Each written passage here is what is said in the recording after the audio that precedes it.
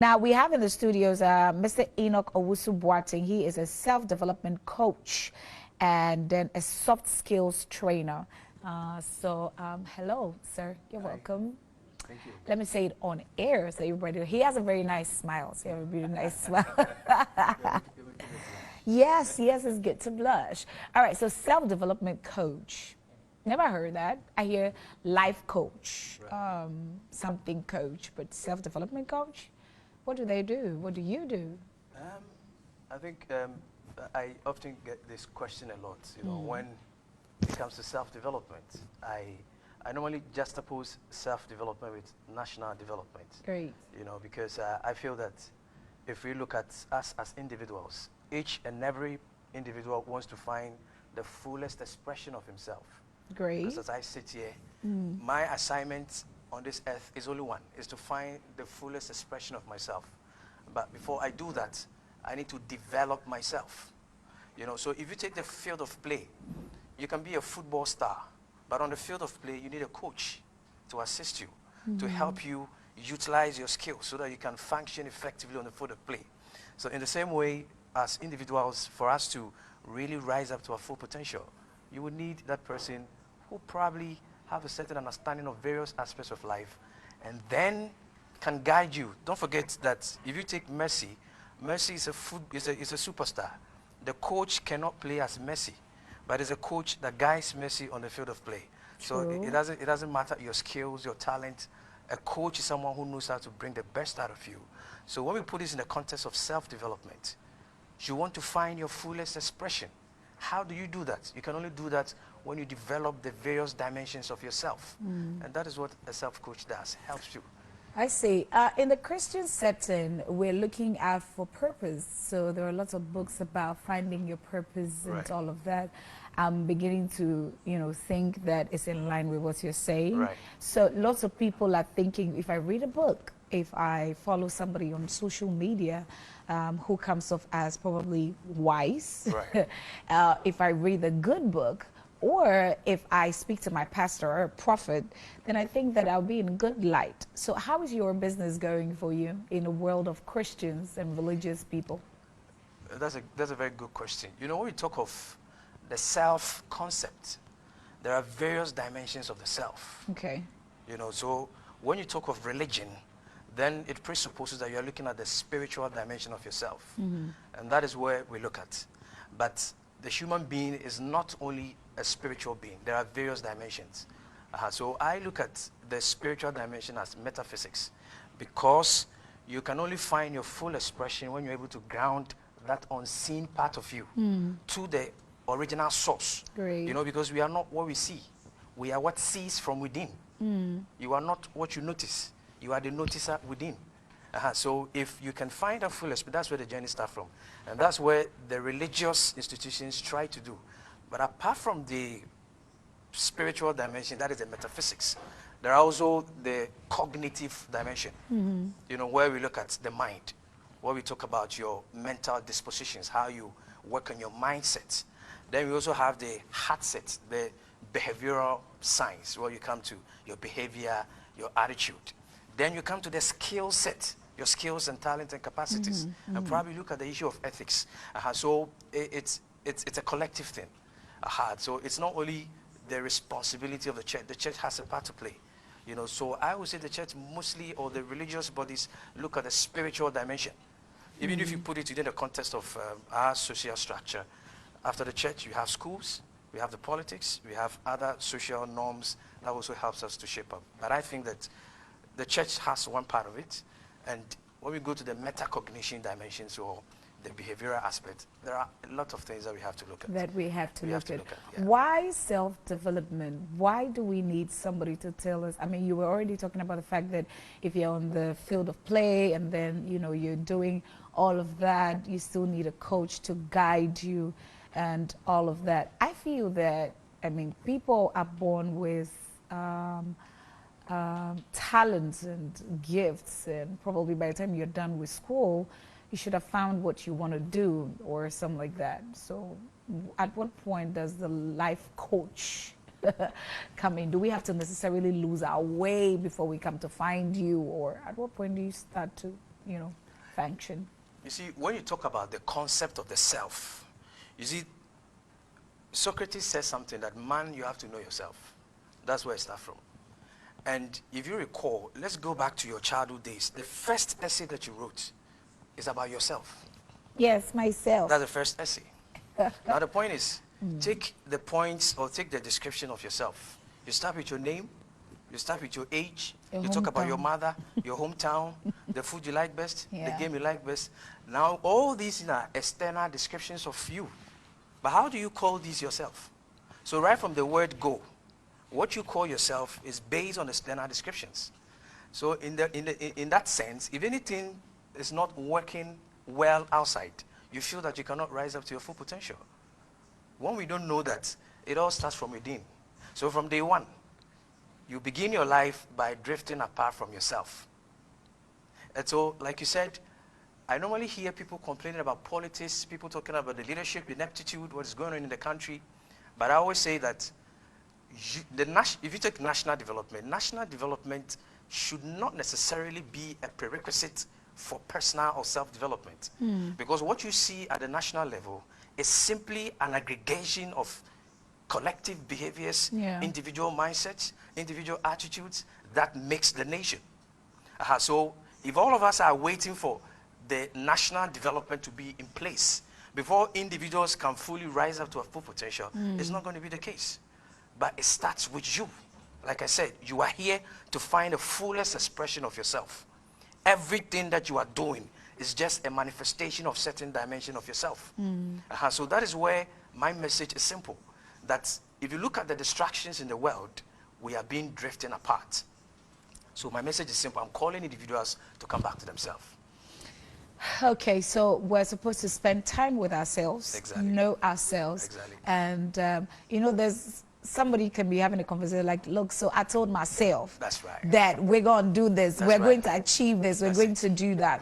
But here's the case, when we talk about dreams or national dreams, so to say, there's an American dream and there's I don't know if there are other nations, but we hear the American dream a lot. I don't even know if there's a Ghanaian dream to start off with, you know, because the American dream kind of shaped the mindset of the American people. Now, in this setting, we're fighting politically, we're cringing down economically. As of now, there's a whole track, I think about 4 or 5 or 6 tracks of spoiled onion because of what's happening in Niger. So there's external forces that's killing us. The Ghanaian, shit. That's right.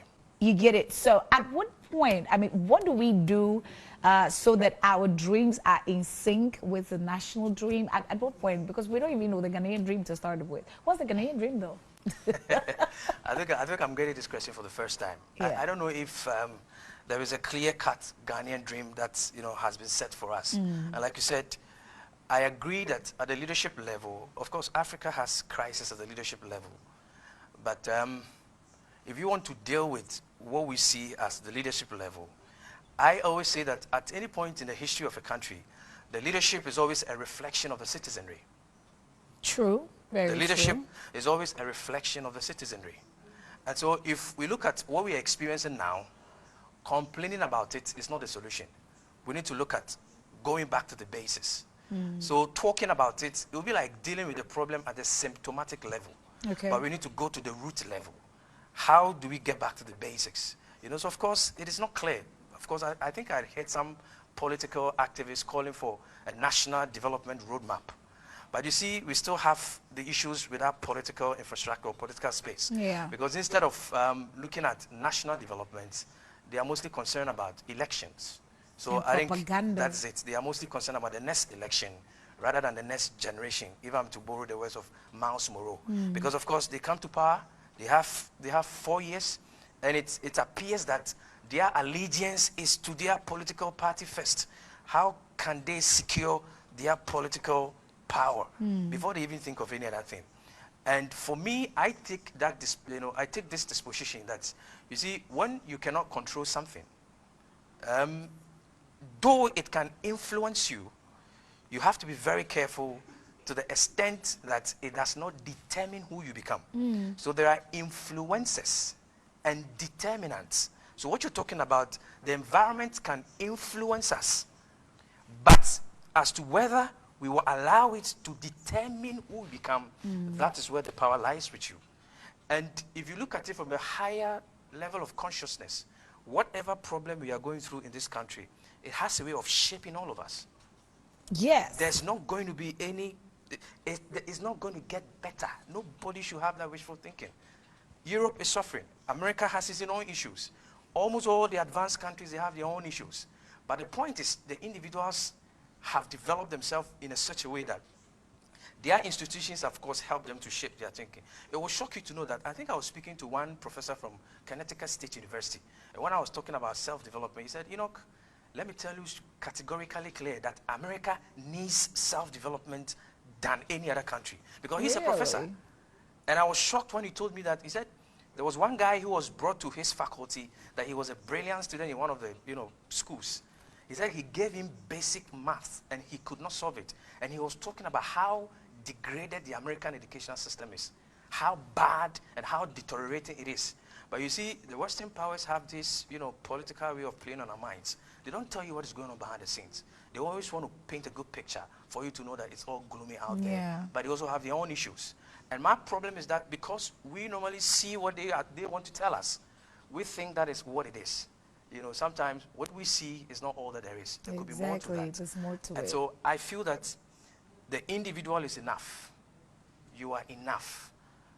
Your journey to this earth, in that tiny drop from your father, had your bones, had your hair, had your everything that you can imagine of. So when you set off to come here, you were already enough.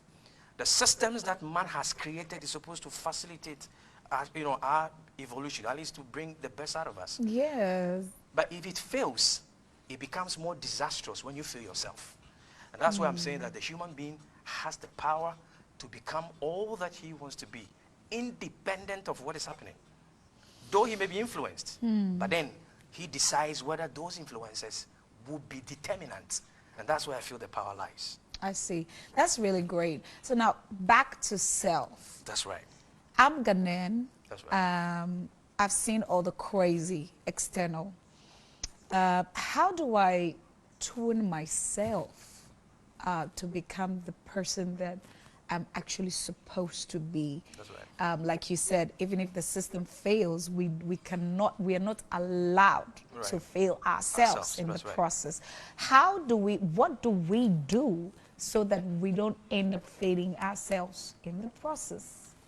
Right. So as I said earlier, the first thing we have to do is to build that self-knowledge. Self-knowledge, that is key, because if you want to bring the best out of something, you cannot be ignorant about that thing. Yes, right. That is why, imagine the first question that job interviewers ask you, tell us about yourself. They want to employ you for the rest, they want to employ you in their company, but they want to know that self that they are going to work with.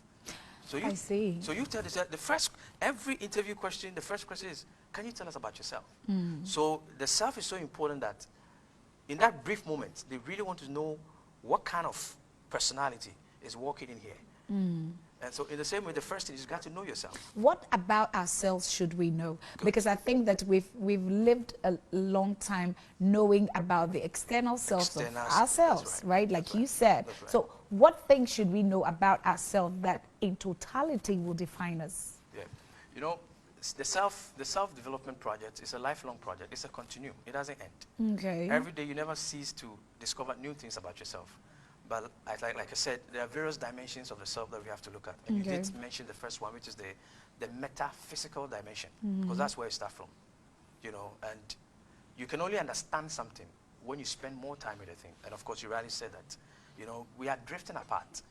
Whatever we see in this world is actually taking us from ourselves.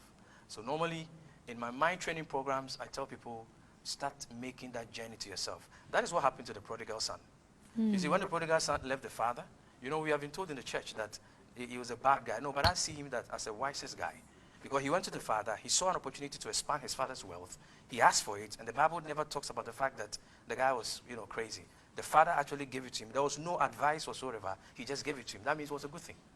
But the problem is when he left, he became drifted apart. He started messing up. But the turning point was when he came to himself. Underline that script, that verse in the Bible. Himself. When he came to himself. And then when he came to himself, he started asking questions. He said, in my Father's house, there are so many things. So the journey to himself was all about the journey to the source, the Father. And his source was abundant. So he started talking about, in my Father's house, there are so many things I could have my full. So that's where it starts from, that self-communication. You see, you will talk to yourself more than you talk to anybody. But most of the time, we speak wrongly to ourselves. So so knowing yourself is key. And I can know you the more I communicate with you. So how often do you communicate with yourself?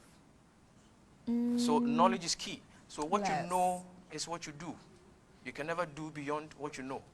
So you can never express certain things about yourself that you don't know. And how do you know it? You need to spend time with that thing. And how do you spend time with that thing? Start communicating with that thing.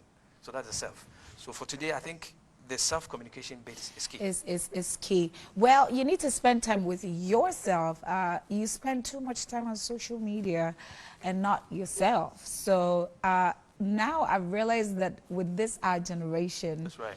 we know ourselves by what people define us to be. Exactly. And my pastor will always say, don't go for money, don't borrow money that you don't have to buy clothes that probably don't even fit you, to please people who don't even care about you. Exactly. Because that's what we're doing now. Right. We're trying to please the world, people who might not even care about us. So yes, this self-communication, self-knowledge is very important. But I feel that people who know themselves are tagged as proud, I don't know how to say, like narcissistic, sort of, all to themselves. I don't know how to find that balance. It's like, you know what you're about, you're courageous about it, then they give you a tag, or you're too known pa, or you're bibi. You know, have you ever, had an encounter with anybody that tells you, oh, you think you know it all, you think you know yourself so much? Strange enough. When you talk of being, I think you're trying to look at the word being proud or arrogant, or they see that you are proud or arrogant because you feel that you know yourself. And that's going to be like in half a minute because we have to go. You have to go. Okay, so like you really said, I don't see it that way, And knowing yourself does not mean that you got to rub it on people's face. It's about you. It's about what you want to do.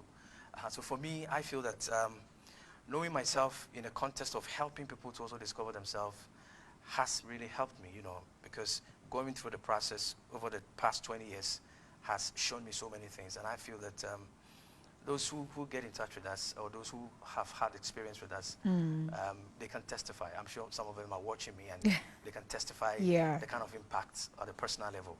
And it's now that we just want to bring it out for people to experience it on a mass level. Yeah. So knowing yourself is not necessarily being, egoistic. Yeah. And that's showing that kind of high egoism.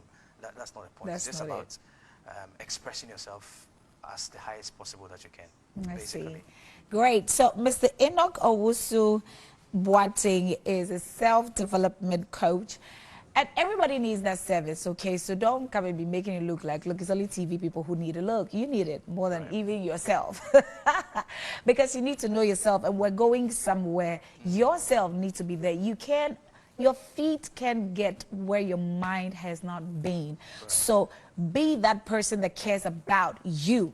Because, like people say, I do, and they don't even know the I that says the I do. So be in the business of knowing yourself. Thank you so much, Mr. Enoch Owusu Boateng. This conversation is going to continue because we need to really spend time and know how to fix ourselves. So thank you. Yes, thank you so much. I'm actually booking. I've booked him already.